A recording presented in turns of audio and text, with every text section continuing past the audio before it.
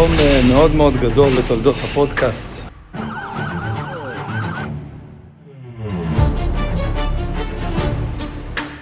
אני לא זוכר מתי הייתי ככה לחוץ לפני פודקאסט.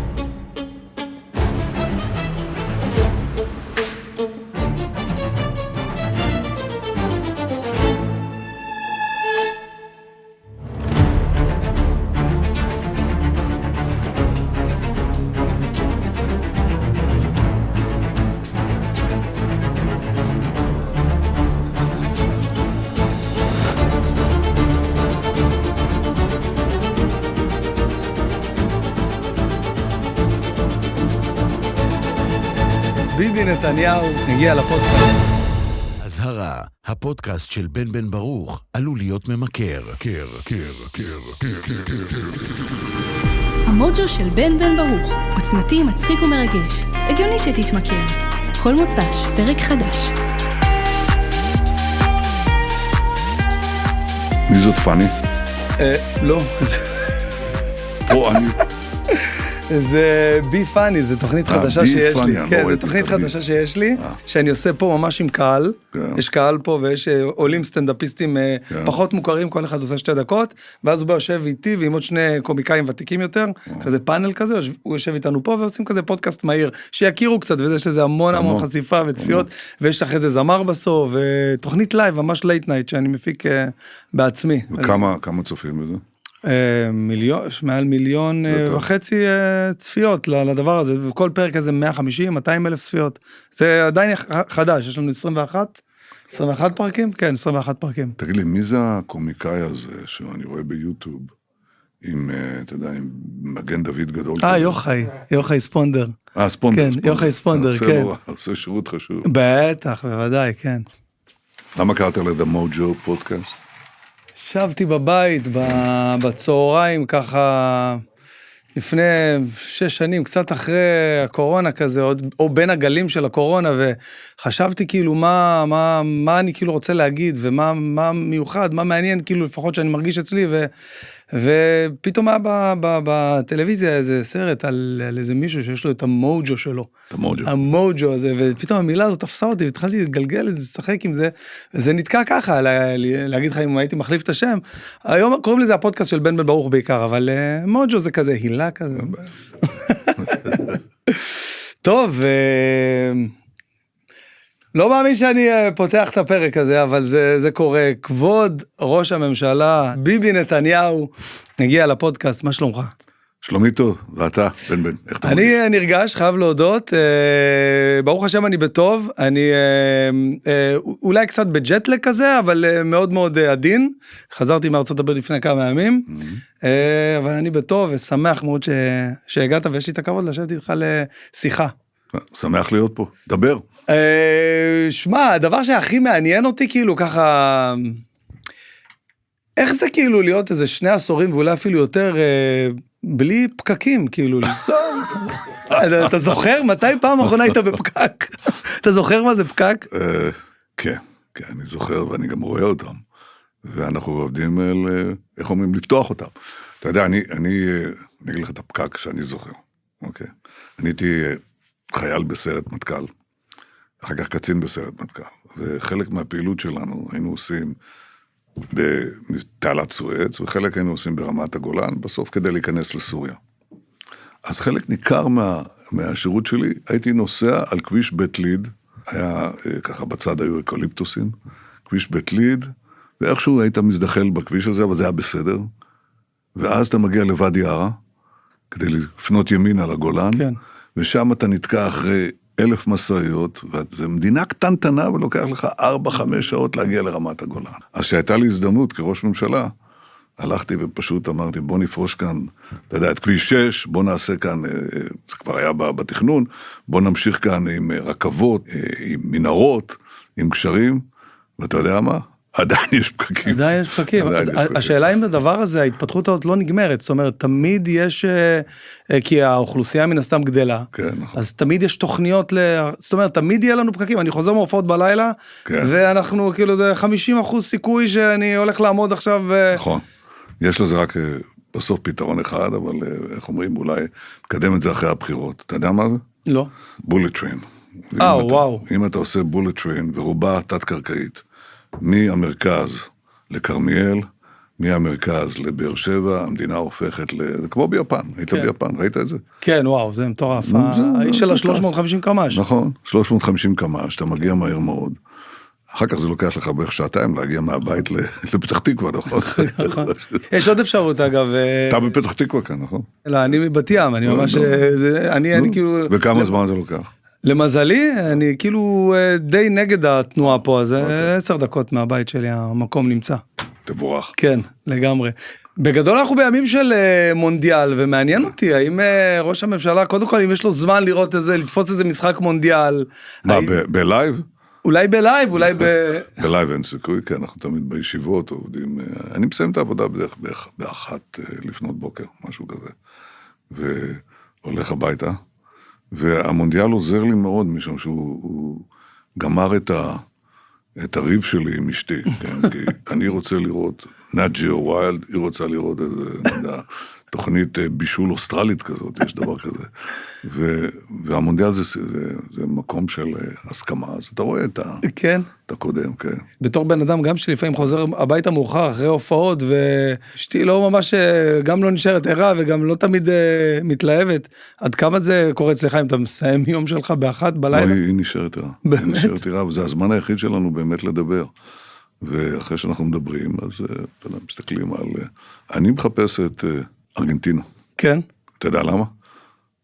מסי, אני יכול לנחש? לא, לפני זה דווקא יש להם נשיא שהוא... וואו. אגב, חבדניק. וואו, הוא כוכב. הוא כוכב עליון, באמת כוכב עליון, והוא עשה שם דברים מדהימים לכלכלה שלהם, על ידי אימוץ עקרונות כלכלה חופשית, אנחנו אוהבים לדבר על זה, אבל מילי הוא ידיד ענק של ישראל, והוא הביא נבחרת לא רעה, הייתי אומר בכלל, זה לא רע שיש שם אחד כמו מנוסה כזה, נכון. ותיק, ויודע להפקיע שערים. הוא בן 39. כן, וכבר גם 2 עשורים שהוא עושה את זה וביד רמה, אתה מזדהה? אני אגיד לך, אני פגשתי אותו, הוא בא הנה לארץ לאיזה משחק, כן, משחק אהבה שהיה פה. משחק כזה, אתה יודע, יפה, הביא אותו, ולקחנו אותו לאצטדיון, והבאנו ילדים חולי סרטן, שזה הדבר שלי מאוד קשה דרך אגב לראות, אני, אתה יודע, החזקתי אנשים שמתו לי בידיים, חברים לנשק, ועוד ראיתי דברים קשים, אבל אני רואה ילדים חולי סרטן, זה מזעזע אותי. כי אני חושב, איפה הם יהיו? אתה יודע, בעוד שנה, שנתיים וכו'. ואני הרבה פעמים באתי אליהם, ותמיד היה לי קשה, אשתי מסתדרת עם זה יותר טוב, ואני מעריץ אותה על זה. טוב, היא ממש כאילו יש לה את המקצוע. היא פסיכולוגית של ילדים, אז היא רגילה לטפל בבעיות האלה, אבל אז מסי מגיע. ואתה יודע, הוא לא נמוך, קטן אבל גדול, ומביאים ילד, והילד, החלום שלו, להיות ליד מסי. והילד, זמנו לא רב כאן, זה היה ברור. והוא עומד, ואני רואה את מסי, דוחף את הכדור בעדינות עליו, ונותן לו קצת להזיז את הכדור. והילד מחייך פעם ראשונה, אתה יודע, ראיתי אותו כמה שעות, הוא לא חייך, בשבילו זה היה חלום שהתגשם. בטח. לצערנו הוא לא שרד הרבה אחרי זה. אבל שרה אמרה לי, שהסתכלה על מסי, אמרה, יש לו רגישות מיוחדת. ואני הבנתי, לקח לי קצת זמן להבין מאיפה זה בא. כי הוא עצמו היה ילד קטן קומה, שקיבל, נדמה לי, טיפולים הורמונליים. כן, הורמון גדילה. הורמונליים, ואתה ראית את ההזדהות שלו, את האנושיות שלו, וזה מאוד הרשים אותי, מאוד הרשים אותי. וברמת סתם הכדורגל, כאילו זה מעניין אותך, הכדורגל שהם משחקים, עד כדי כך שלפעמים אני משתעשע בניסיון לחדש את נעוריי, כי הייתי משחק כדורגל שהייתי, ועשיתי את השטות הזאת לפני כמה שנים. היית משחק כדורגל בתיכון באמריקה, נכון? שהגעת עליה? כן, טוב, זה היה קל מאוד, כי אף אחד לא שיחק. אף אחד לא ידע, זהו, כן. אז זה היה קל, היום הם כבר טובים. כן. אז כן, הייתי בנבחרת של בית הספר בכדורגל, ככה אחרי עשרות שנים, אני ראש ממשלה, ואני בא לשחק במשחק ידידות בין נערים ערבים לנערים יהודים וכו'.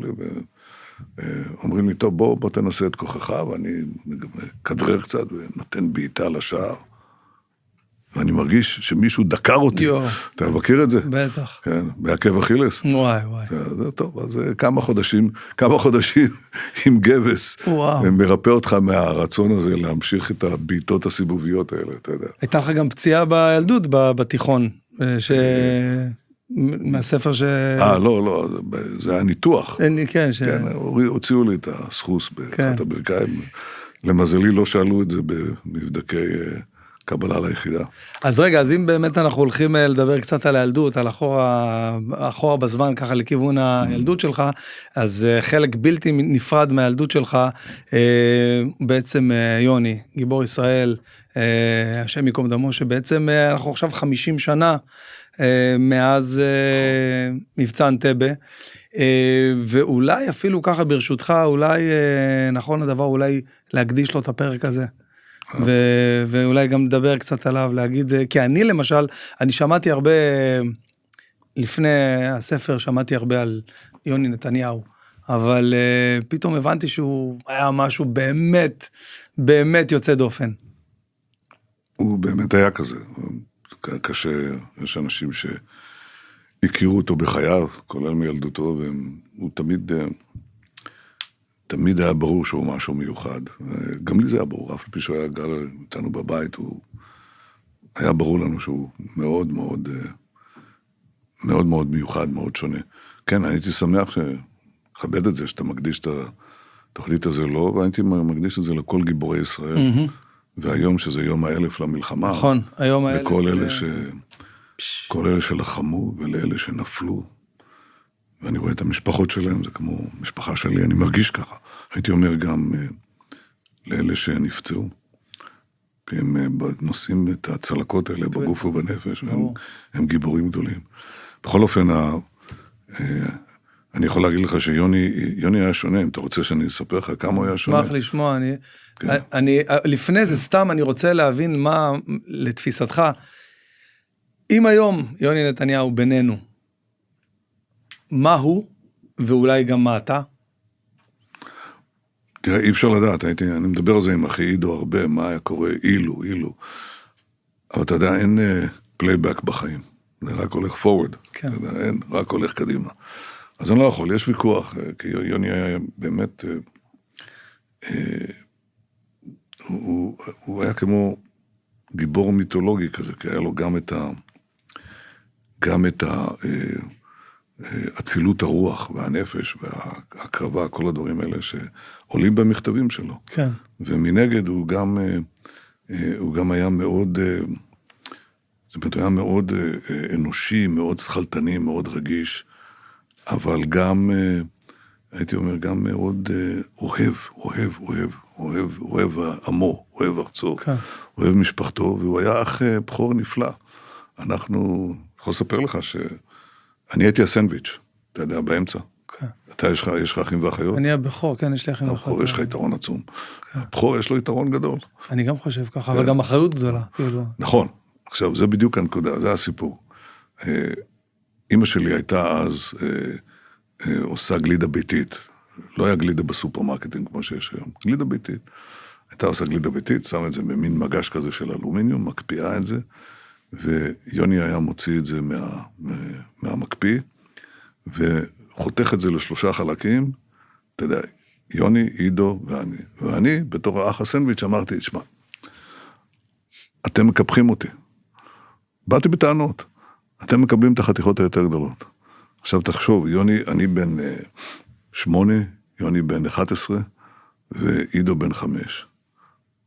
אז הוא בא, ואתה יודע מה הוא אמר לי? הוא אמר לי, אין בעיה, ביבי. קח את הסכין, תחתוך אתה, אבל אני ועידו לוקחים ראשונים. זה משפט שלמה של ילד בן 11. תחשוב כמה חוכמה יש פה, ואני אספר לך עוד דבר עליו, כי שנה אחרי זה, היינו בניו יורק, אבי נסע שם למחקרים שלו. כן, מגיעים לניו יורק, והיינו במלון דירות, וההורים שלי יצאו בערב, והשאירו את שני הילדים הקטנים שלהם עם האח הבכור שידאג להם. ואני קפצתי על ההזדמנות, כי אני מאוד אהבתי מרשמלו. היום אני לא יכול לסבול את זה, אבל אז אהבתי מרשמלו, אוקיי. ואמא שלי החביאה שקית של מרשמלו, למעלה. במטבח של הדירה, מלון דירות הזה, במטבח למעלה, בארון העליון. וטוב, זה לא היה יכול לעצור אותי, זה ברור לך. אז אני מצאתי דרך איך אני אגיע למרשמלו. היה גם ארון תחתון במטבח. פתחתי את הדלת של הארון התחתון, ואני אטפס על הדלת הפתוחה, ואני שולח את היד, והחלקתי.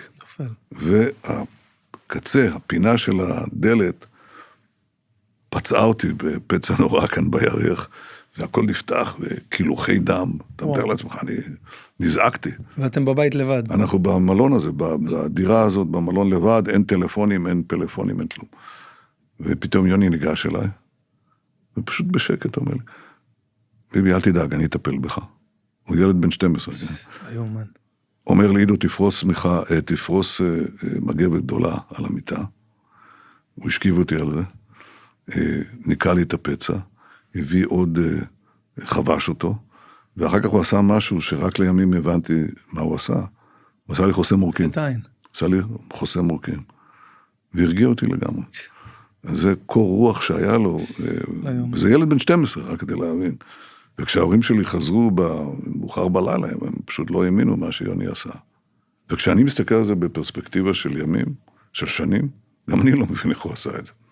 היה לו את זה. וזה התגלה אחר כך בשדה הקרב, קור הרוח הזה, היכולת להתרומם מעל המצוקה, ולחשוב מה הדבר הנכון לעשות. ואז אתה יכול בעצם להבין את המכתבים שהוא היה שולח, כי גם המכתבים האלה זה בעצם, אחרי זה שחשבתי על זה, בסך הכל ילד בן 22, 23, שכותב כאילו בצורה כל כך פיוטית, וכל כך עמוקה, וכל כך מוטרדת מגורל העם היהודי, כאילו, זה הגיע בעצם מאבא בן ציון? חד משמעי.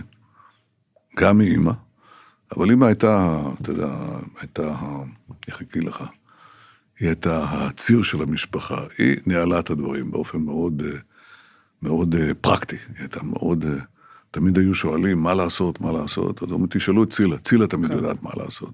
אבא שלי היה אינטלקטואל, היסטוריון, עם יכולת, עם הרבה אוצרות של ידע ותבונה שלמדתי להעריך, אבל בגיל יותר מאוחר. כשהיינו ילדים, לפעמים זה משעשע. באתי לבית שלנו, בחוב הפורצים בירושלים, שם ביליתי את רוב ילדותי. ופתחתי את המחסן, יש שם מחסן ישן. ויש שם כל מיני, אתה יודע, כל מלא עובש וכו', ואני מוצא ארגזים.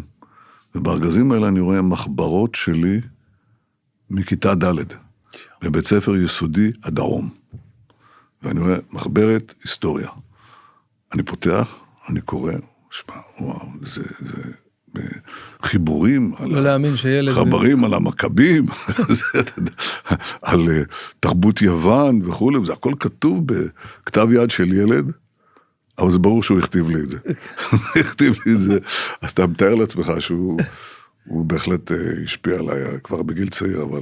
ומבחינת דמות אב, כאילו, היה לכם זמן או שהוא היה שקוע בכתיבה ומחקר? לא, היה נהדר, הוא היה אבא נפלא, אמא שלי הייתה שומרת על המשמעת, כן?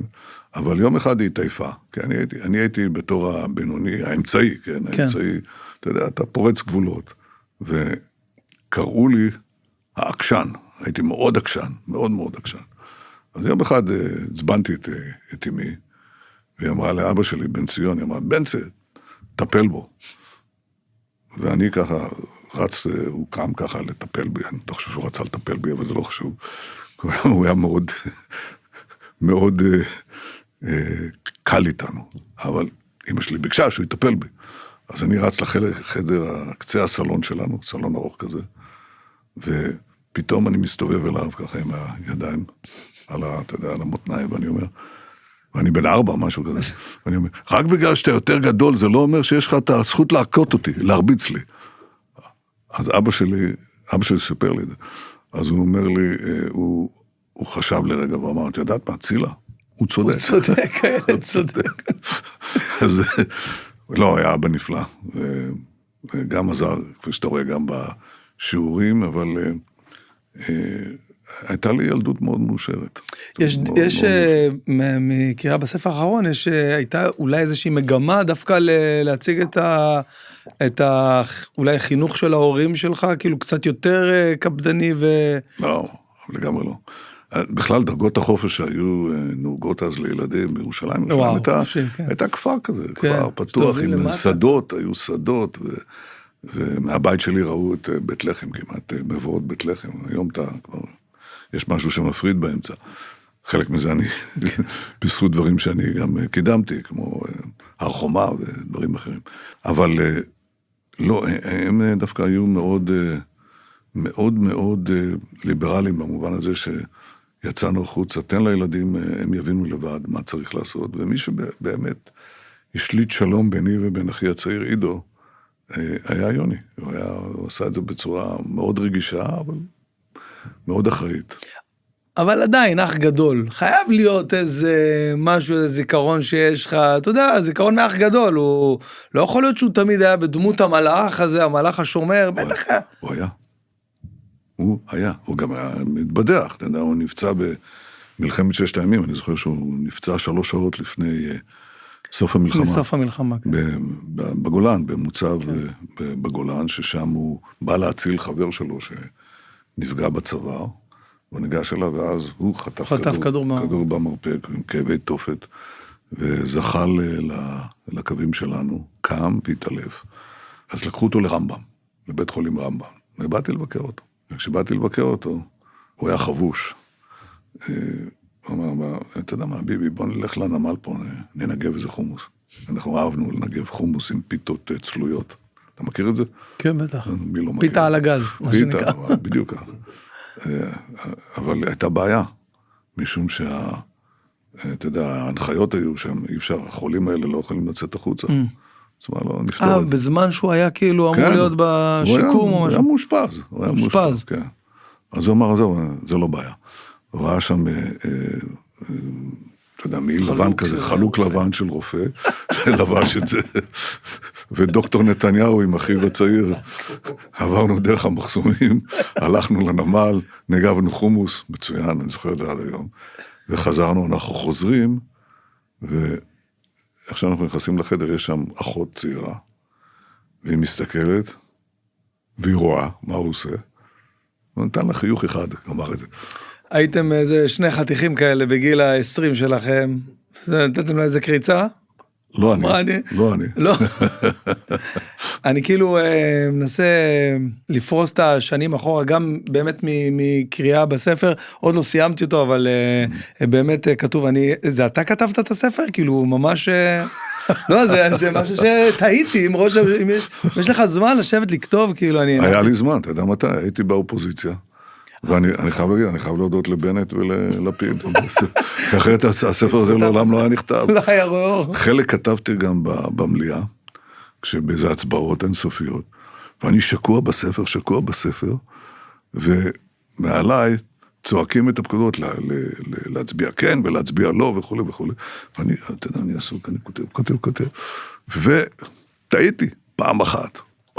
וואו. ראש הממשלה, לא, ראש האופוזיציה טועה בהצבעה. טוב, בסדר, אוקיי, ממשיך לכתוב לך. טעיתי פעם שנייה. שמע, נתניהו איבד את זה, כתבתי את הדבר הזה בכתב יד, ויש לי את כתב היד. וזה היה באמת הזדמנות, אתה יודע, לכתוב את הדברים האלה. אני מתכוון להשלים את זה, אבל לא כרגע. ומה היה הכי חשוב לך בעצם, כשכתבת את הביוגרפיה הזאת על החיים שלך, שאנשים, שהקורא, אתה יודע, פשוט יכיר, יבין עליך, שאולי, אתה יודע, בתקשורת המסורתית, קשה קצת להבין. לא קשה, כי גם מסתירים, אבל... כן, כמעט בלתי אפשרי. בלתי אפשרי. יש איזו דמוניזציה כזאת, שקשה להאמין שזה מגיע, אנשים לא מכירים אותך, אף אחד לא מכיר אותך. נכון. לא מכירים את רעייתי. לא מכירים את השעות שהיא משקיעה כפסיכולוגית, היא השקיעה עכשיו 22 שנים בעיריית ירושלים, עוזרת לילדים, תשמע, יש שם סיפורים למשפחות, לצוות הפסיכולוגיה המטפל בהם, כי זה בתי ספר דתיים, ויש שם לא מעט בעיות. והיא מקדישה את החיים שלה לזה, חוזרת הביתה, להשמצות כאלה בטלוויזיה, זה במנותק לגמרי ממי שהיא באמת. ואותו דבר עושים גם לי, אבל איכשהו אני יכול לחיות עם זה. זהו, איך מתמודדים זה ביום יום? כי זה כבר עשור, לא יודע כמה זמן זה קורה. איך? אני נותן לך את התשובה. שואלים אותי את זה כל הזמן. מהשליחות. השליחות נותנת לך את הכוח, כי אחרת אתה לא יכול לעמוד בזה. אבל אני יכול להגיד לך שהדבר הזה הוא עדיין חידה בעיניי, איך אנשים יכולים, אתה יודע, להיסחף באיזה מין שיטפון של כמעט שטיפת מוח, שאנשים לא מכירים אותך, לא יודעים מי אתה. הרבה פעמים כשהם נפגשים, הם, אתה יודע, מחוץ למה שרואים בטלוויזיות, אני יודע, עם מסיבות עיתונאים וכו', אלא באמת רואים את החיים כפי שהם. הם משתנים, אבל ואז הם שואלים, איך יכול להיות? איך יכול להיות שיש פער כזה? כן. בין האדם שאנחנו פוגשים, בשיחה ישירה, מחוץ לזירה הפוליטית, לבין מה שאנחנו רואים בטלוויזיה. הם מופתעים מזה. אבל אני למדתי לקבל את זה, זה נתון, אין לך מה לעשות. זה חלק מהחיים, ופשוט תמשיך הלאה. ואשתי גיבורה, ממש גיבורה, אני אומר לך. אני לא חושב לא הייתי פה בלעדה. היה לך איזה נקודת שבירה שאמרת, למה אני צריך את זה? כאילו שליחות, אוקיי, שליחות, אבל די מה, לא מגיע להם שאני ככה יקדיש את החיים שלי? לא, זה אף פעם לא חשבתי, לא מגיע. בטח שמגיע. יש לך כאן, העתיד של עם ישראל, ציבור מדהים, וגם כאלה שלא מסכימים איתך, זה העם שלך, זה החיים שלנו, זה העתיד של הקיום שלנו. אז מה, עברנו את 3,500 שנים של מסע מלא הוד וייסורים, כדי שמה, זה יתפרק כרגע. אם יש לך את ההזדמנות, כן, יש לי את ההזדמנות לעשות משהו כדי להבטיח את עתידו וביטחונו של עם ישראל, זה לא קלישאה, זה לא ספין, זה לא איזו אמירה, זה מה שמעניין אותי, אז בוודאי שאני אעשה את זה. אז לא, זה לא הייתה השאלה של המוטיבציה, למה אני צריך את זה וכו', זה לא. הייתה שאלה אחרת, אולי זה נגמר. ואתה יודע, אותי הספידו, לדעתי יותר מכל פוליטיקה. אני מוספד כל הזמן. איך אמר הבחור הזה, אברמוביץ', הוא אמר, אחרי שהפסדתי את הבחירות ב-99, אמר, בסדר, נתניהו אפילו לא יהיה הערת שוליים. זה בסדר, אוקיי. אפילו לא יהיה הערת שוליים. הוא יכול לחכות אותו, תחכה אותו. תן לנו אחד, טופז. מה, אז מה שאנחנו גילינו פה, תן אחד. מה שגילינו פה על טופז. רגע, בוא נשמע. אברמוביץ', תכניס. תעלות את החיקוי ממבוידה. הוא לא יישאר אפילו הערת שוליים, והוא פשוט מעצבן. אתה חייב לי אחרי זה גם חיקוי של ראש הממשלה. לא, אתה חייב. תשמע, זה לא יאומן. זה לא יאומן, אני בחי... אתמול אני מצלצל אחד מחברי הכנסת, ואני מבקש משהו. הוא אומר, טופז, תפסיק לעבוד עליי. וואלה, עכשיו אני מאמין לזה, אחרי שראיתי. רגע, אני אגיד לך משהו. אחרי 7 לאוקטובר, כמובן שאנחנו גם בטח נדבר על זה, אני מופיע, אני עושה סטנדאפ כבר 10 ומשהו שנים, כאילו אולי איזה 15 שנה, ואז קורה 7 לאוקטובר, ועד 7 לאוקטובר, כמובן, תמיד יש מבצעים, כל מה שהיה, והמצב פה במדינה מאוד מורכב, ותמיד יש לנו גיבורים ופצועים והכל, אבל ב7 לאוקטובר, המימד שזה קיבל, זה כבר היה קיצוני, ואז שמה, הבנתי, במיוחד שטסתי לסיבוב הופעות בארצות הברית, שהגעתי לשם, הבנתי שזה הרבה מעבר לסטנדאפ, זאת אומרת שיש לי שליחות. אני שואל בגלל השליחות הזו שאתה מדבר עליה, אבל אני מניח, אני חושב שאתה הבנת את גודל השליחות שלך הרבה לפני. אתה זוכר את הרגע שהבנת שיש לך שליחות? כשחזרתי ממלחמת יום הכיפורים. הייתי סטודנט באוניברסיטה ב-MIT, כן. ומיד אחרי זה, אני באתי לשם ב-72, וב-73, זמן קצר אחרי זה, פרצה מלחמה. אז דבר ראשון שעשיתי, זה ניסיתי לחזור למלחמה.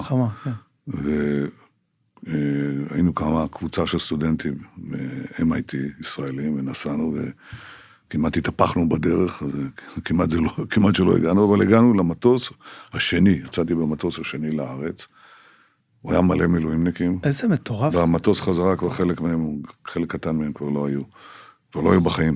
בכל אופן, שחזרתי מהמלחמה, ישנתי שבוע, אני זוכר את זה, ישנתי שבוע, אתה יודע, זה פשוט לא יומן. ואני הולך ל-MIT, לחזור ללימודים, ויש כזה מדרגות כאלה גדולות לבניין של MIT, ויש שם דוכנים של סטודנטים ערביים, לא איראנים, האיראנים היו אז איתנו, סטודנטים ערביים שמפיצים תעמולה על ישראל, ובצד שני יש דוכן אחד כזה קטן, של סטודנטים ישראלים. ואני ניגש אליהם, ואני שואל אותם, מה אתם עושים? אנחנו עושים הסברה, אוקיי. ואולי תצטרף אלינו. מי שהיה שם זה היה עוזי לנדאו. הוא היה אז סטודנט להנדסה. וככה נכנסתי לתוך התהליך הזה. עזרתי להם בהסברה, והתחלתי להיכנס לזה, ואז הבנתי שיש פה מרחב עצום שמוכרחים לפעול מול השקר. כן. מול השקר, להגיד את האמת שלנו, שהיא האמת האובייקטיבית. וככה אני נסחפתי פנימה. וכמובן, לפני זה 5 שנים בצבא, יש סיבה שאתה עושה את הדברים האלה, שאתה לוקח את הסכנות האלה, שאתה עושה מה שעושים חיילינו. כלומר, תראה, מה מניע, אתה חושב, את הגיבורים שלנו בשטח, אני פוגש אותם. מה מניע אותם? הם מבינים שהם נלחמים, לא רק למען עצמם או למען המשפחות שלהם, למען העם והמדינה שלנו. זה לא מן השפה אל החוץ. הם אומרים את זה גם. אתה רואה אחד הדברים המדהימים שאתה רואה פה, שיש פה נוער ואנשי מילואים, לפעמים לא כך צעירים. אני הייתי בדרום לבנון שלשום, ואתה יודע מי היה שם. סיפרו לי על 2 שנפצעו, אחד מילואימניק בן 55 ואחד בן 52. ובעזרת השם הם בריאים, אבל זה כל כך ריגש אותי. אחד מהם פרופסור. פרופסור באחת האוניברסיטאות שמתעקש לעשות מילואים מעל גיל 50. איפה יש לך דבר כזה? איפה יש דבר כזה? איפה יש עם כזה? אז זה מאוד מרגש אותי. אז אתה שואל אותי אם הייתי בתוך התחושה הזאת. לא, אני שואל אם זאת הייתה הנקודה שהבנת שיש לך פה שליחות כלפי. אני חושב קודם כל ביחידה הרגשתי שזה דבר ייחודי. אז, לא ייחודי במובן הזה שנותן לי הזדמנות, נניח שהייתי בוחר לא לחתום קבע. כן. ולנסוע לאוניברסיטה בייל, היית... כן, וואי, לא יאומן שדחית את יד... לא, מה שלא יאומן זה שהם אישרו לי עוד שנה ועוד שנה, ובסוף אני הולך ל-MIT, תודה רבה. לא מראה את הפרצוף שלי שם, אבל הייתה לי תחושת השליחות הזאת, זו הייתה תחושת שליחות מבצעית. מה שקרה אחרי שסיימתי את הלימודים בארצות הברית, הבנתי שיש כאן תחושת שליחות אחרת, הסברתית, והתגייסתי לזה, בכל הכוח. אבל לא חשבתי שאני אכנס לפוליטיקה, זה לא. כן? לא. אבל הייתה איזושהי, טוב, מאיזה נקודה מסוימת, סוג של הסללה, שגרירות, זה קרה, אבל זה לגמרי במקרה, זה לא היה ככה. מה זאת אומרת במקרה? תראה, קודם כל בבית שלנו, לא תאמין, היו דעות פוליטיות ושיחות עם אבי על ההיסטוריה, וזה תמיד היה מעניין, אבל לא דיברנו על הפוליטיקה. אתה יודע, הפוליטיקה של מפלגות וכו', כלום. כי אבי היה עורך האנציקלופדיה העברית, ואחר כך היסטוריון שכותב את ספריו, לא נכנסנו לזה אף פעם.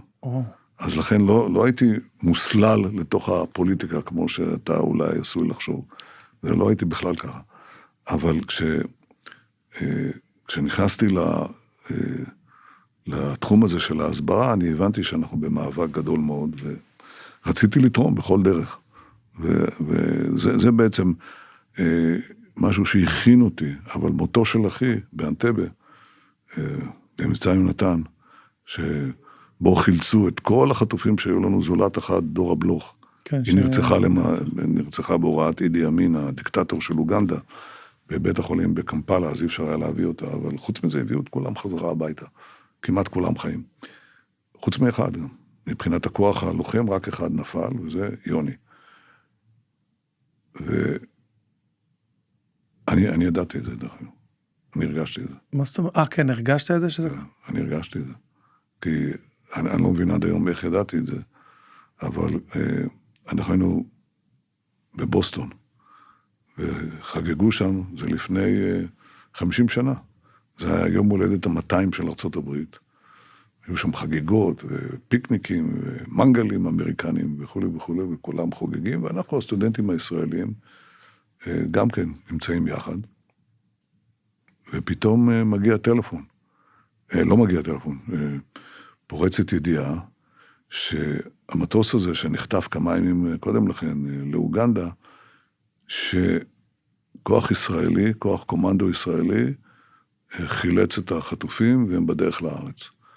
ואז הם אומרים את המשפט הבא, הם אומרים, one officer killed.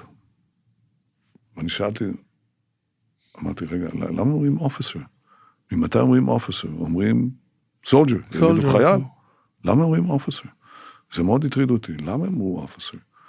ואני לוקח, יש לי איזה אטלס שם, לוקח את האטלס, רואה כך וכך אלפי קילומטרים, אני עושה את החשבון, כך וכך הרקולסים, אז יהיה נניח 200 חיילים, 300, בטח לפחות רבע קצינים, כי לחמו להיכנס שם בפנים. אז אחד מתוך 50, כבר היינו במציאות שהיו, אתה יודע, היו הסתברויות אחרות יותר קשות, ולא קרה כלום. אבל זה לא מרפא ממני. זה לא מרפא ממני. אני אומר, למה הם אמרו, וואו. one officer? ואני מצלצל לידו, ואני שואל אותו, תגיד, יוני כבר חזר? כי הרי הם לא פרסמו שזה היחידה, שזה סיירת מטכ"ל, אבל לי זה היה ברור, שזה הם. אז הוא אומר, לא, עדיין לא. מצלצל לו עוד פעם, יוני חזר? הוא אומר, לא, עדיין לא. ועוברות השעות, וכשהוא מצלצל לה, אני ידעתי כבר. כשהוא צלצל לה, הוא אמר לי, יוני נהרג. וזה, אתה שואל מה נקודת התפנית הגדולה ביותר בחיים שלי? פה. הרגע הזה. פה, קודם כל, אני לא חשבתי שאני אצליח לחיות. איך קיבלת את זה? פרצת בבכי, צעקת? לא. גם עידו לא. לא, אני חשבתי על דבר אחד, חשבתי על ההורים שלי.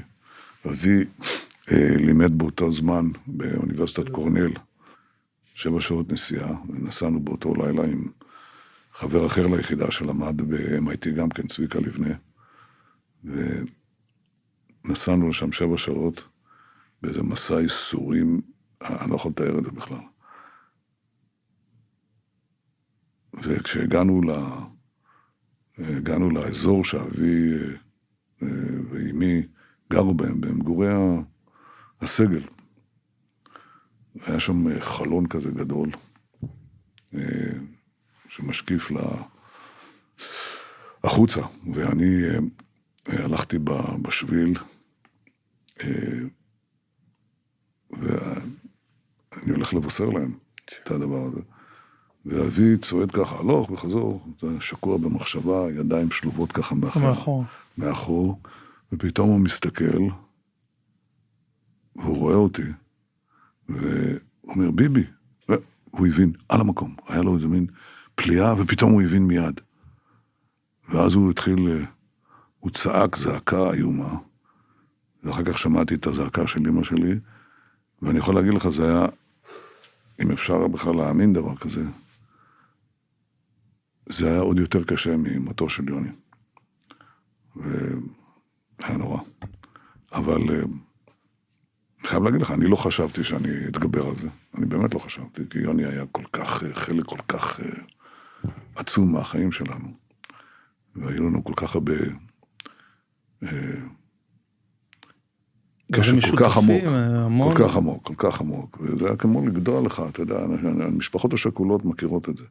אתה יודע, זה בתוך המשפחות השכולות, זה כאילו משפחה אחת, כולם מכירים. הופעתי אתמול לאחים שלנו, עמותה של אליסף פרץ, ששקל 2 אחים, ואתה יודע, וזה אנשים, אתה מצד אחד מסתכל עליהם בעיניים, ואתה רואה שם את החושך, מצד שני, את התקווה ואת השמחה ואת ההישענות במשהו. מה אצלך בעצם החזיק אותך בכל זאת? קשה לי לדעת, כי אני איבדתי את תחוש הטעם, אתה יודע, ישבנו בשבעה, והיית נותן לי, לא יודע מה, הכל היה קרטון. קרטון, טעם של קרטון, זו תופעה של תגובה מאוד עוצמתית על טראומה אדירה. כן, טראומה. זה טראומה חזקה. ואני לא הייתי בטוח שאני אוכל להתגבר על זה. אבל במהלך השבעה קרה דבר מאוד מעניין.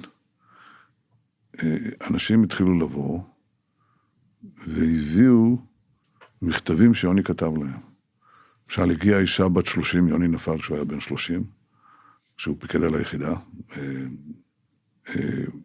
מגיעה אישה שנישאה לחבר שלו, שנפטר, אבל היא החזיקה מכתב שיוני כתב לבעלה כשהוא היה בן 17. תחשוב, יוני לא היה חבר שלה, הוא לא היה מאהב שלה, הוא לא היה כלום. היא החזיקה מכתב של חבר של בעלה שנפטר, שקיבל אותו בגיל 17, והיא מחזיקה את, ואנחנו קוראים את המכתב, מכתב אדיר. ופתאום התחילו להגיע מכתבים. ואז החלטנו לאסוף את המכתבים של יוני, כי הוא כתב אז, כי אז לא היו כל הסלולרים, כל זה. אז הוא שפך את נשמתו שם, הוא שפך נתן ביטוי למה שעבר, הוא לא סיפר על מבצעי הגבורה שלו, לא סיפר על זה איך הוא נלחם גם ביום כיפור וגם בששת הימים, הוא לא סיפר על מעלליו, כשהוא קיבל על מה הוא קיבל את איתור המופת וכו'. לא סיפר, הוא סיפר אבל מה עובר עליו, מה הוא חושב. והבנו זה שאב אותנו לתוך העשייה הזאת, וזה במידה רבה הוציא אותי מתוך הבירה המקטע הזאת, שאתה חושב שאתה לא תצא ממנה. וזה קורה להרבה משפחות, אני רואה את זה, שאתה פוגש אותם, המשפחות של הגיבורים הללו, וגם של הגיבורות. ואני אומר להם, תאספו את כל החומר, תאספו את כל החומר, יש סרטונים, יש עדויות, תקליטו את האנשים שמספרים לכם עליהם, כי ככה תוכלו לשמר אותם, בדרך שגם תעמוד לכם, וגם לילדים שלכם, וגם לנכדים שלכם. ואני מאוד, כשאתה בא מהדבר הזה, אתה מרגיש את השותפות הזאת. אתה יודע, היה לי חבר, קראו לו דוד בן חמו, כן, ביחידה. דוד היה ילד מחונן, מתמטיקאי, ספורטאי, הוא גר במעברה בבאר שבע, והגיע לבית ספר בויר בירושלים, והגיע ליחידה, ונוצר קשר מאוד עמוק בינינו. ובהכנה לאיזה מבצע,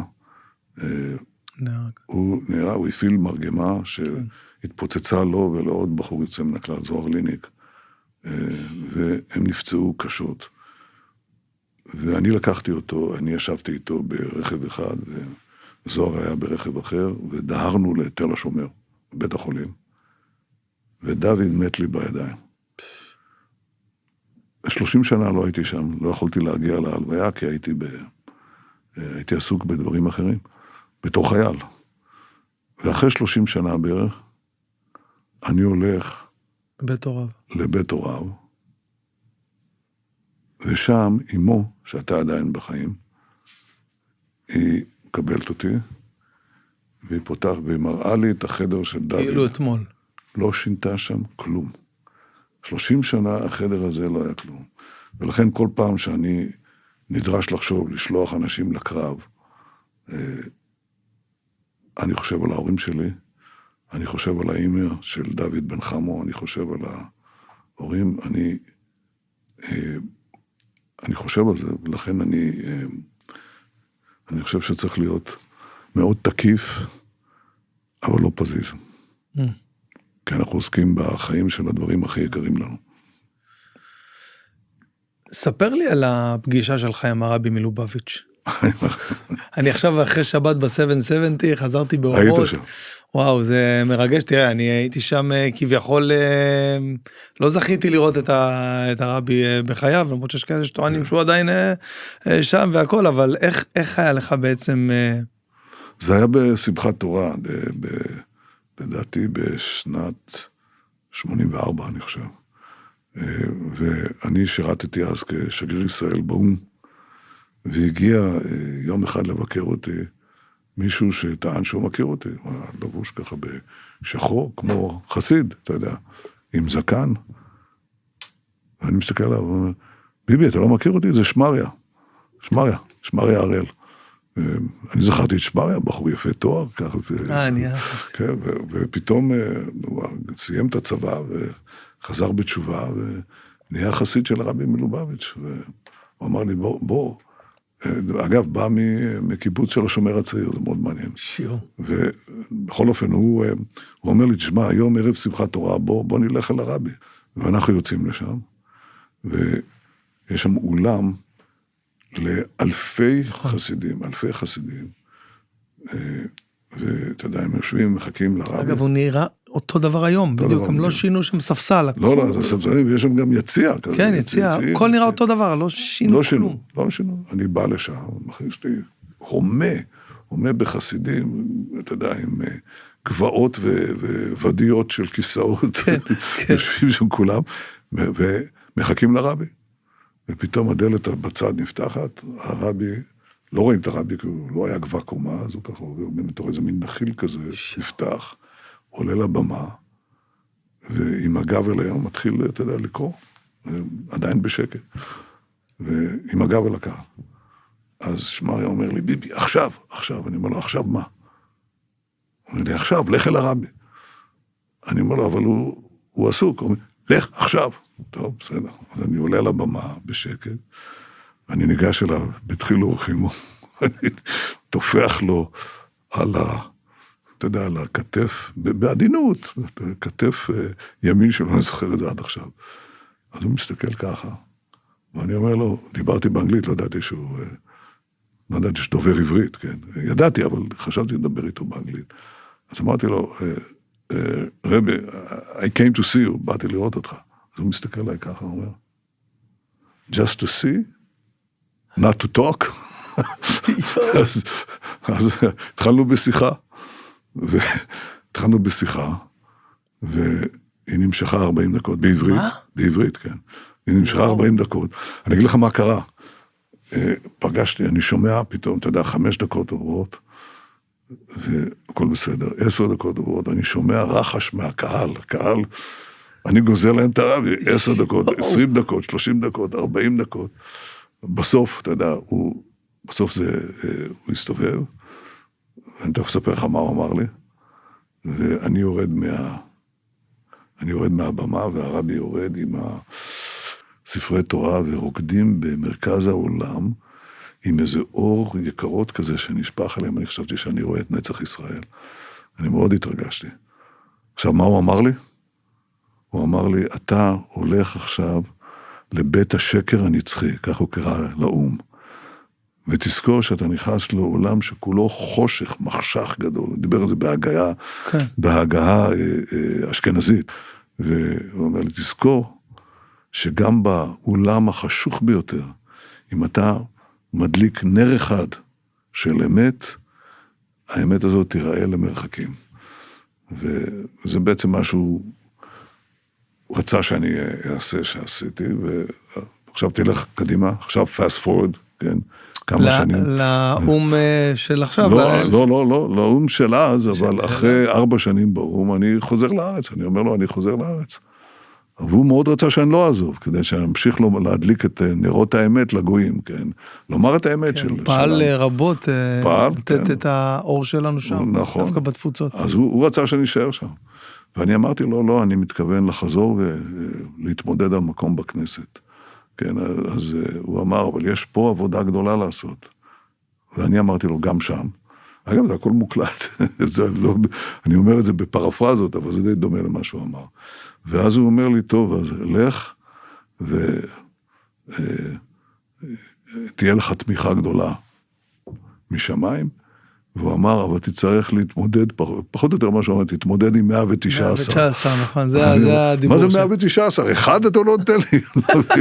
אחד. זה הדיבור אתה לא נותן לי אחד, אבל יש ימים שאני חושב שהוא צדק, הוא צדק בהרבה דברים. יש אמת בשמועה שהוא אמר לך שאתה תהיה ראש הממשלה האחרון של מדינת ישראל? לא, הוא לא אמר לי את זה, יש עוד הרבה שורות ש... לא, אמר. אבל קיבלת את ברכתו, מה שנקרא... כן, בסוף כן. תראה, היו לו עיניים כאלה בהירות, כמו קרן לייזר, חודרת לה, הוא עיניים שחודרות, מבט שחודר לנשמה. לעומק הנשמה, הוא היה דמות מדהימה. קיבלת ממנו דולר? כן, אני חושב שכן. יש לך אותו עדיין? אני אחפש, אתה יודע, בארגזים. כן. לא, זה עניין רציני. הדולר מסתבר, אני הייתי שם, אנשים בטירוף, מעבירים עכשיו מאחד לאחד, זה נהיה כבר. שאלה נראה לי שאלה הראשונה שחשבתי לשאול אותך, כשתהיה לי את הזכות להיפגש איתך, מה עושה לך המילה ביביסט? כאילו, זה משהו כיף לך לשמוע, אולי ההפך? אני אגיד לך, אני חושב שזה ניסיון לשנמך ולבזות את האנשים, כי לפעמים קוראים להם בבונים, ולפעמים ביביסט, זה אותו דבר, אתה יודע, או ביחד, שני הדברים.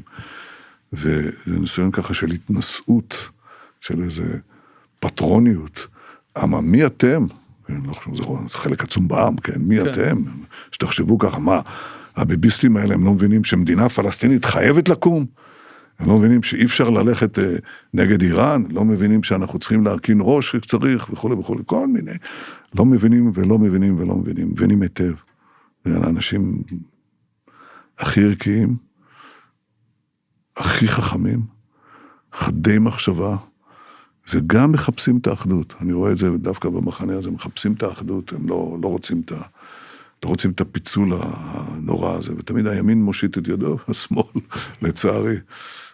זה לא מקרה שאני הקמתי 3 ממשלות, הרחבתי אותם, הייתה ממשלת ימין, הרחבתי את זה. עכשיו בתחילת המלחמה הרחבתי את זה, הזמנתי את האנשים להיכנס. אני חושב שהגישה הזאת של הציבור הגדול הזה שרוצה ככל הניתן הסכמה רחבה, וזו גישה שאני רוצה לקדם גם בממשלה הבאה. גם עכשיו אתה חותר לממשלה לאומית רחבה. ממשלה לאומית רחבה, ואני חושב שבכך אנחנו גם נפתור הרבה מהבעיות שלנו. הרבה מהבעיות, צריך לחפש את ההסכמה הרחבה, והיום, אחרי 7 באוקטובר, יש בסיס הרבה יותר רחב להסכמה, היום ממה שהיה קודם. אני לא מדבר אצל הפוליטיקאים, לא הפוליטיקאים, עזוב אותם רגע. אבל בעם, חד משמעית. הייתי בדרום לבנון, אני פוגש את החיילים שלנו, את המילואימניקים, ואני מדבר איתם על זה. והם אומרים, זה אפשרי? אז אני שואל אותם. אתם באים מכל חלקי העם, מכל חלקי הארץ. ביניכם יש הסכמה? אז אומרים, כן. אז למה אתם חושבים שזה שונה לרוחב שדרות העם? זה הרבה יותר אפשרי. לא מוחלטת, זה לא ממשלת אחדות, חובקת עולם, לא. אתה יכול להרחיב את ההסכמה הלאומית הזאת, לפתור הרבה בעיות. הרבה בעיות, בעיות של הגיוס, בעיות של תיקונים במערכת המשפט, את הביטחון שלנו צריך עדיין לפעול על שאריות איראן, את ההזדמנויות שיש לנו לשלום מול מדינות אחרות. הסכמי שלום שם. למשל, אני הבאתי כבר 4 הסכמי שלום, ננסה להביא עוד. וגם אני אומר לך, כדי להשקיע את המשאבים, להקפיץ את הכלכלה שלנו עוד יותר קדימה. היא מעוררת פליאה, אחרי 3 שנים, היא אחת הכלכלות הדינמיות בעולם, אף אחד לא מבין איך. זו מדיניות נכונה. אבל אני רוצה לקדם את זה עוד יותר, במיוחד בנושא הבינה המלאכותית, אני לא יכול להרשות לעצמי. כן, אני שומע אותך מדבר על זה. שילד או ילדה... מה זה אומר בפרקטיקה?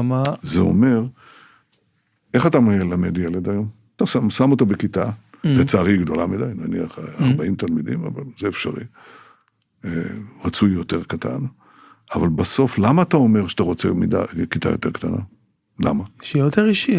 נכון, שהמורה או המורה יוכלו להגיע לתת יותר תשומת לב לילדים, נכון? כן. לתלמידים, אוקיי.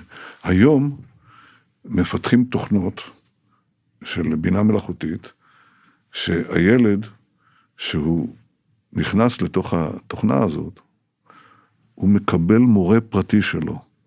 הבינה המלאכותית מאתרת את החוזקות שלו, את החולשות שלו, את תחומי העניין שלו או של הילדה, והיא שוזרת לו נתיב ללימודים שהוא יכול לשאול, אתה יודע, הוא שואל את המורה בתוך המחשב, כן?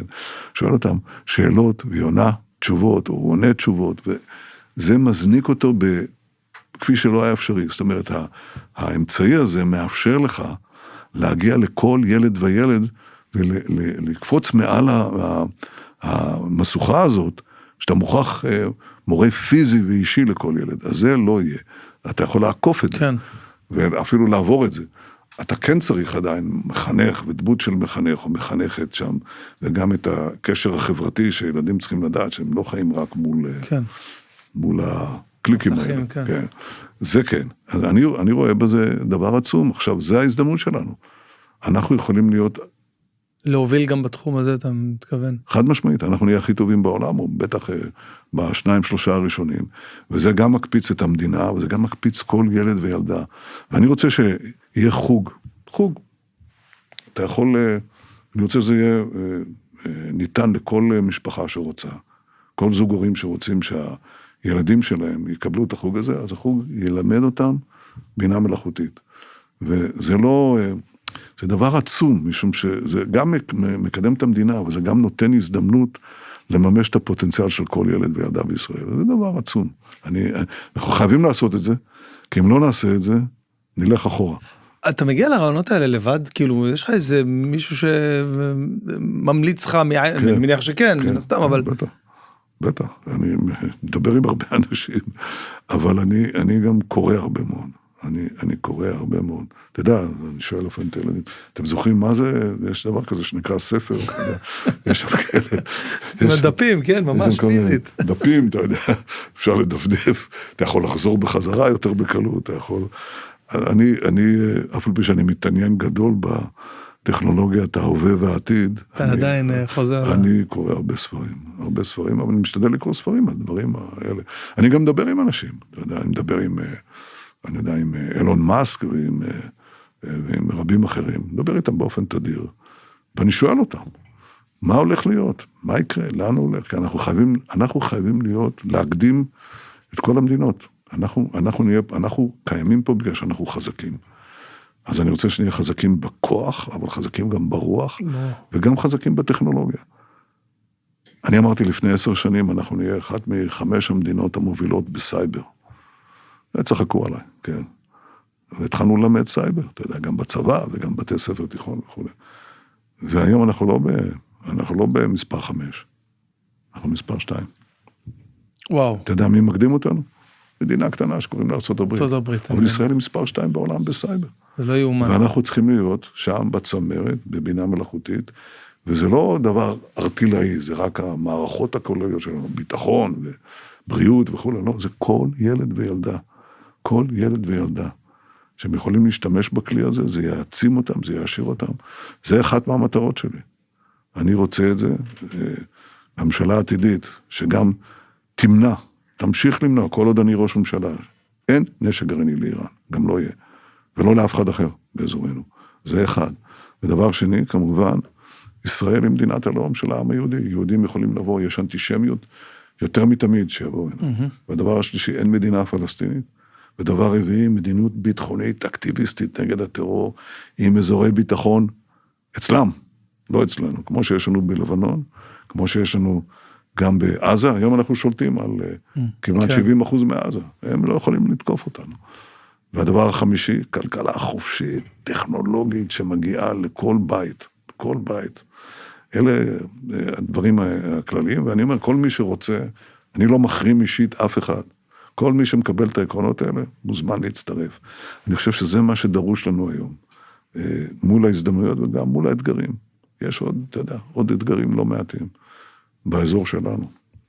אם נדבר רגע על משהו שהוא כאילו אולי יכול להיות עקב אכילס, מן הסתם, אתה יודע, הרבה אמרו שאחרי הכישלון אולי שהממשלה שתחתיה היה 7 לאוקטובר, קודם כל, ספר לי רגע איך נראה בעצם 6/29 ב7 לאוקטובר מהזווית של ראש הממשלה. זה מתחיל בטלפון של המזכיר הצבאי, שמתאר לי כאוס. מה שיש שם, ואני לא זוכר אם בשיחה הזאת או בשיחה מיד אחריה, הייתה לי שאלה אחת, האם סגרנו את הגבול מול עזה, כי חששתי מאוד שהם יקחו חטופים. אז שאלה הראשונה שלי הייתה, האם זה סגור? כן. כדי שלא ייקחו חטופים. אני זוכר ששאלתי את זה. נסעתי לקריאה. בקריאה אני אמרתי, אנחנו במלחמה. זה לא סבב, זה מלחמה. הבנת את זה מיד. כן, ברור. זה בא מכל הכיוונים. ואז ביקשתי גם לגייס מאות אלפים, זאת אומרת, לגייס את כל מערך הגיוס שלנו. זה לא היה מובן, רצו לגייס, אני לא יודע, זה פשוט מדהים אותי, זה לא היה מובן, אבל אמרו לי, נגייס 80,000, 100,000, לא, גייסים את כולם, אנחנו במלחמה. ולמחרת אמרתי לראשי יישובים, שאנחנו נשנה את פני המזרח התיכון. למחרת? כן, למחרת, כן. כי היה ברור לי. אתה הבנת את זה למחרת? הבנתי את זה באותו יום. אני ראיתי את הרעיון שלך ב7 לאוקטובר, ב8-9 בערב, שיצא שבת, שעלית לנום, ושם נפל לי הסימון, הייתי אמור לטוס לארצות הברית באותו לילה, לסיבוב הופעות, זה היה ממש מוצאי שבת, וכאילו הנחתי כמו שאולי חשבו, אולי איזה סבב, או משהו נקודתי, ואז שעוד הייתה לי מחשבה, לא, עכשיו זה בדיעבד מצחיק אותי, אבל הייתה לי מחשבה כאילו לטוס, ושתוך כמה ימים יירגע, וכשראיתי אותך מדבר, אמרתי לשירן אשתי, אני כנראה שאני נשאר בארץ, כנראה שלא יהיה הסיבוב הופעות הזה, יידחה או יתבטל, וראיתי את הפנים שלך, והיית עם חולצה שחורה מכופתרת, וראיתי את הטון העמוק והרציני לא יודע אם חרד, אני קיבלתי קצת וייבים של אנחנו בסיפור רציני פה. כן, לי זה היה ברור לחלוטין, ובאמת חיזבאללה הצטרף למח"ט, אבל היה ברור שזה לא רק עם אבל אתה גם בחרת כאילו כן להתמקד זירה ולא... כן, אבל צריך להבין למה.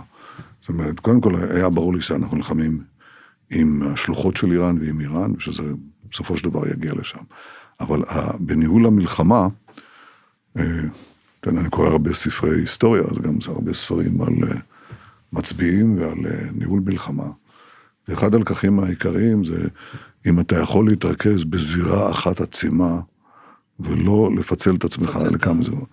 אז לגבי לבנון אמרתי, אוקיי, גישה של הגנה אקטיביסטית, כל הזמן לדחוף, אבל לא לפלוש עליי. ולגבי, נתחיל קודם כל עם הרוצחים האלה, שעשו לנו את הטבח הנורא הזה, נתחיל איתם קודם, ורציתי להתקדם לפי השעון,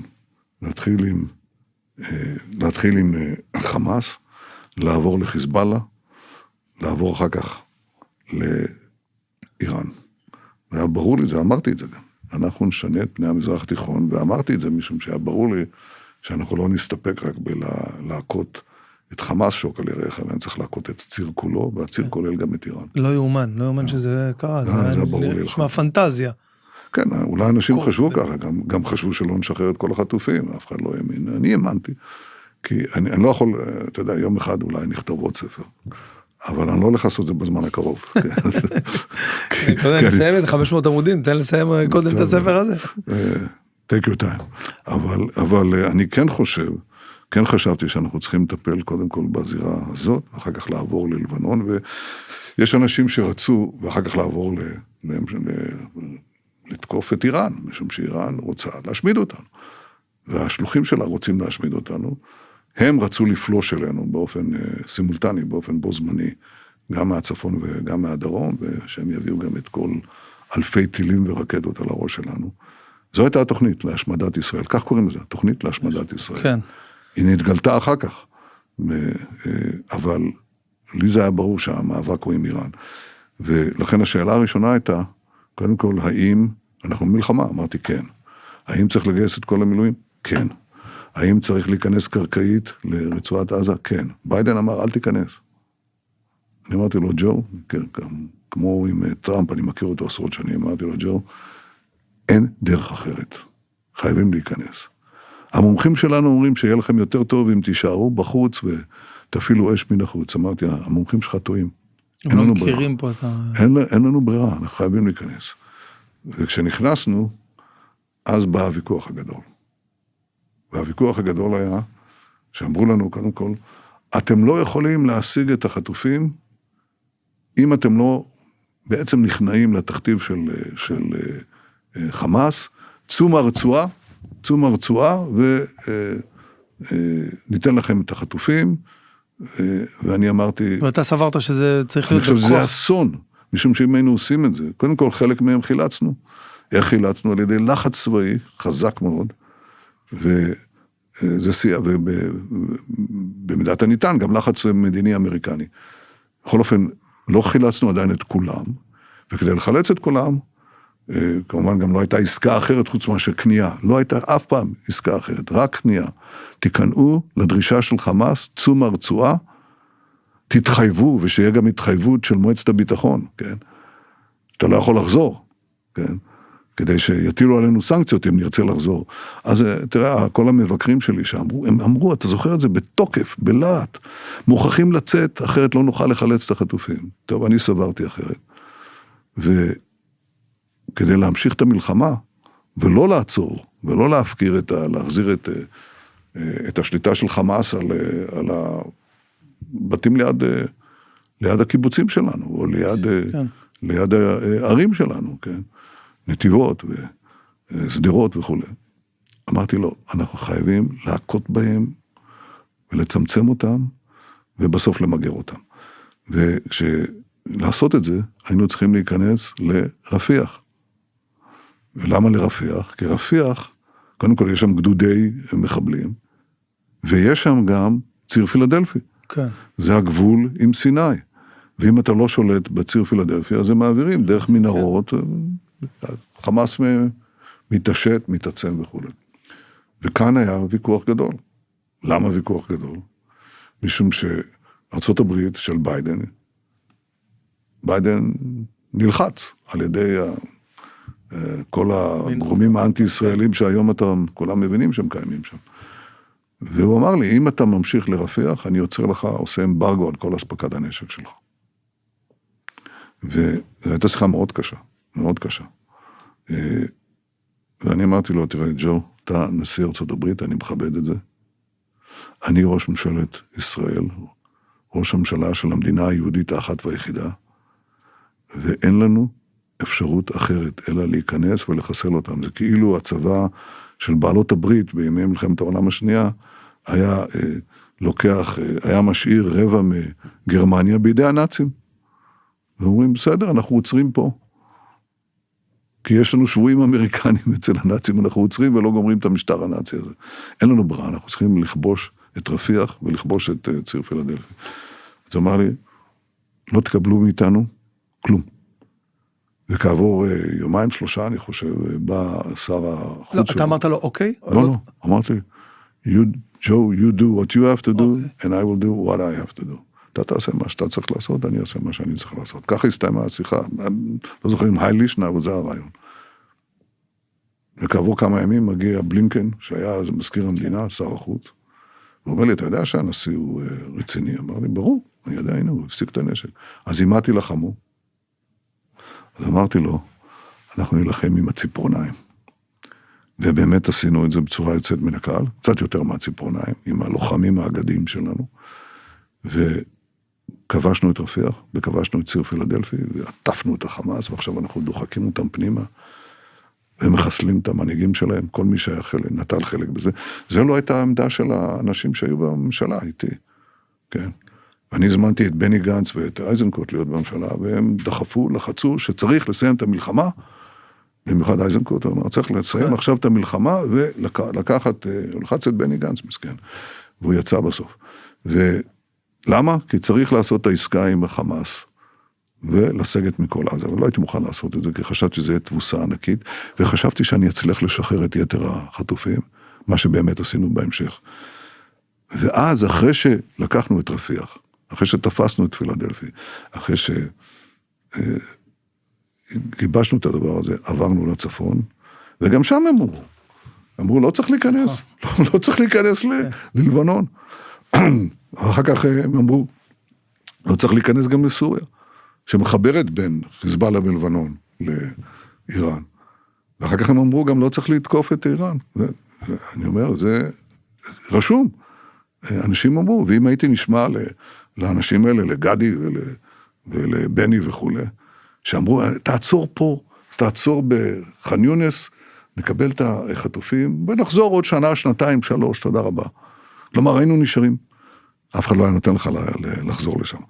אבל זאת אומרת, לא היינו מחסלים את דף, לא היינו מחסלים את סינואר, לא היינו מחסלים את הנייה. כל ההישגים בעצם... לא היינו מחסלים את נסראללה, לא היינו מחסלים את מאגר הטילים הענק של טילים ורקטות, של 150,000 טילים ורקטות, היה נשאר שם. לא היינו נכנסים ומשמידים את כל החימוש של צבא אסד, ולא היינו עושים את שאגת הארי, ולפני זה את עמק אביב, כדי להרחיק מעלינו את האיום של פצצת אטום שנועדה להשמיד אותנו. אבל זה החלטות הרות גורל, כאילו בסקיילים שאי אפשר להבין מבחינת העם היהודי והתוחלת שלו להמשיך ולהיות על האדמה הזאת. אני מניח שיש מתנגדים מן הסתם לכל צעד וצעד. איך בעצם אתה מתמודד? קודם כל הייתה התנגדות בינלאומית חזקה מאוד. היה לנו לחץ כל הזמן, עליי לחץ. כל הזמן, הכריזו עליי כפושע מלחמה, הוציאו עליי צו מעצר. זה לא השפיע עליי, אבל כי אני יודע מה תפקידי, אני מוביל את הדבר הזה, ואם אני נסוג, אז כולם נסוגים. אבל יותר מזה, היה גם בעצם התנגדות עצומה מבית, לעצור את המלחמה, אתה מפקיר את החטופים, ועוד כהנה וכהנה וכהנה, כל הדברים הללו, וכמובן מתוך הממשלה עצמה. מתוך הממשלה עצמה, גם כן, בסוף הם פרשו.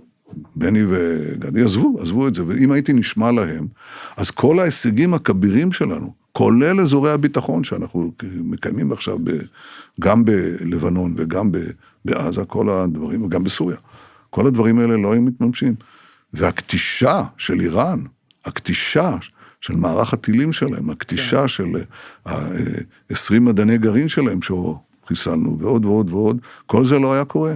זאת אומרת, אם הייתי נשמע להם, ואתה יודע איך מנסים לברוח מזה, להצניע את זה, שזו הייתה הברירה, אני אומר, וזה גם היום הברירה, בין ממשלה לאומית רחבה בראשותי, שתהיה מאוד תקיפה בנושא הביטחוני, ולא תאפשר לאיראן נשק גרעיני, לבין ממשלת שמאל צרה, בראשות גדי איזנקוט, שבעצם תלויה ביאיר לפיד ויאיר גולן, והמפלגות הערביות. אגב, זה לא אסון, הייתי אומר, זה לא בושה להיות שמאל. אנשים יכולים להביע את הדעות האלה. אגב, הם הביעו את זה, את דעתם. אני מקבל את זה. זכותם להביע את דעתם, זכותם לחשוב ככה, אני חושב שהם טועים. אבל אני חושב שלהסתיר את העובדה, שאלה היו הדעות שלהם. אלה היו בעצם, זו הייתה הברירה שהם הציעו. ואני יודע היום, אני חושב שהציבור כולו רואה היום מי צדק. אבל לנסות להסתיר את זה, ולנסות להתחזות, ולהסתיר את העובדה שהם תמכו באחים לנשק. אחים לנשק, שטיפחו סרבנות, שאמרו, לא צריך לתקוף באיראן, ולא צריך לחסל את חמינאי, ולא צריך, איך אומרים, לא צריך להיכנס ללבנון, וכל הדברים. תשמע, זה רשום, זה מוקלט, זה מודפס, אל תתביישו בזה, זה לא אסון להיות שמאל, זה לא בושה להיות שמאל. אבל דבר אחד, זה לא ישר, תסלח לי על הביטוי, להסתיר את זה. אז תגידו את האמת, זו העמדות שלכם. אני חושב שרוב העם נמצא במקום שאני נמצא, משום שרוב העם מתפכח, גם חלקים מהשמאל, שהאמינו שאפשר להקים כאן מדינה פלסטינית, ושהפלסטינים הם פרטנר וכו' וכו'.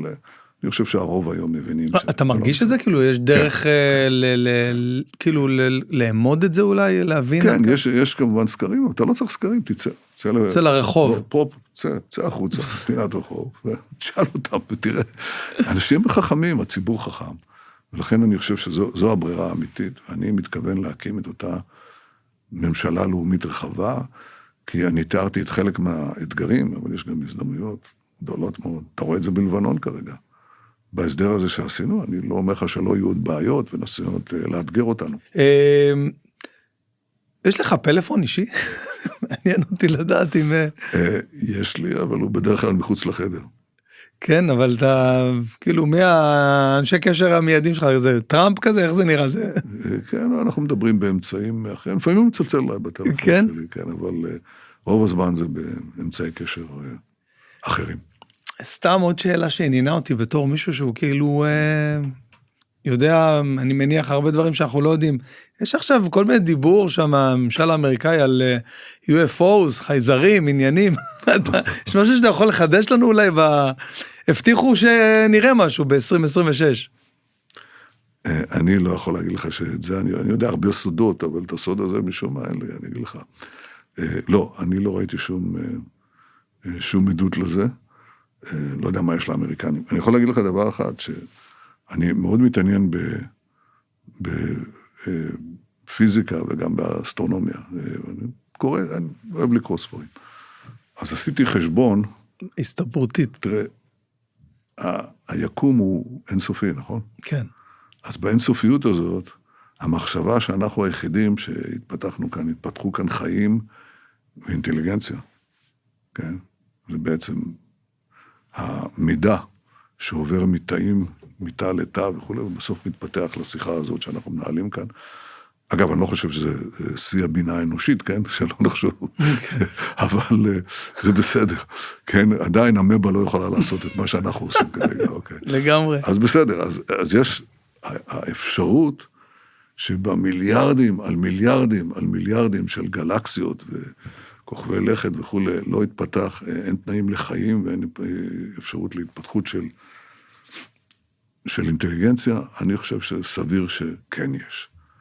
אבל האפשרות שהם יגיעו הנה, שיש להם מגבלה, וקוראים לזה מהירות האור, זה כל כך, זה דורש כל כך הרבה מיליארדים, כן, או מאות מיליונים של שנים, וזה צריך בדיוק לפגוע בנו בזמן שאנחנו כאן, כן, אין דרך לקיים את זה, זאת אומרת, איך הם יתקיימו במרחקים העצומים האלה, בפערים הזמנים האלה, לכן אני חושב שאדם יכול לחשוב שיש חיים אחרים ביקום, אבל האפשרות שהם מגיעים הנה, היא, בוא אגיד לך, זניחה למדי. שואפת לאפס, אתה אומר.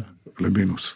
כשקראתי את הספר שלך, שאלה עוד הפעם, כי ממש ההתחלה שלו מתעסקת הרבה עם יוני נתניהו, ותהיתי, איך לא חשבת, או שכן חשבת לקרוא לאחד הילדים שלך, אולי על שמו. בכוונה.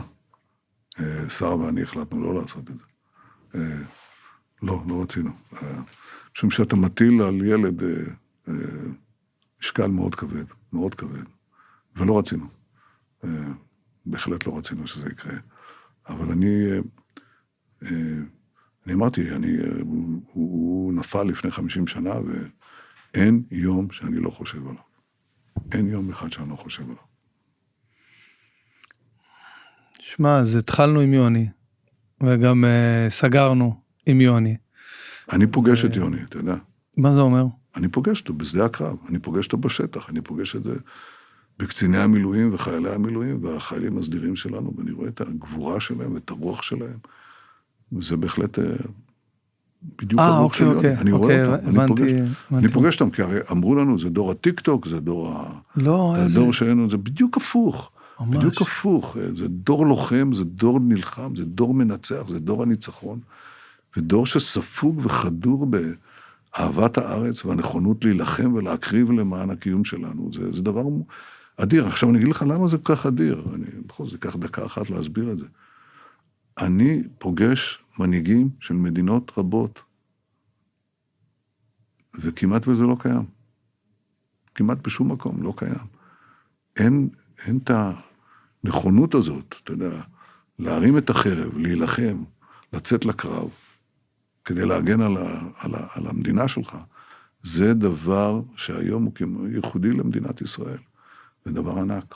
זה הכוח שלנו. בגדול אתה אופטימי? כן. מאוד, אני חושב שתסתכל איפה היינו ב7 באוקטובר, ותסתכל איפה אנחנו היום. אנחנו המעצמה הכי חזקה במזרח התיכון. ישראל מעולם לא הייתה חזקה כל כך. ואיראן מעולם לא הייתה חלשה כל כך. אז נכון, יש לנו אתגרים, במיוחד באנטישמיות, הגל העולמי הזה, ששוטף אותנו ושוטף אותנו כבר במעגלים, כבר אלפי שנים. אבל היום יש לנו מדינה, יש לנו צבא, יש לנו יכולת להגן על עצמנו בכוחות עצמנו, עם הגיבורים שלנו, והגיבורות. אני מלא אופטימיות לעתיד. טוב, אז לסיום, לא תעשה לנו מילה אחת, ככה, מילה אחת. טוב, אז... תראה, הוא מוחזק באימה. מה אתה מפחד כל כך? וואי, זה פשוט... הוא מפעיל מכונת הרעל. כן, אז כבוד ראש הממשלה, קודם כל אני רוצה להגיד לך תודה רבה. תודה על הזמן היקר, היה לי לכבוד ולעונג, ובאמת שמחתי לשמוע ככה מהזווית האישית ככה שלך את הדברים. תודה רבה, אבל תשמע, אני רואה כאן את לבנדובסקי. לבנדובסקי. כן, לבנדובסקי, מה, איפה מסי?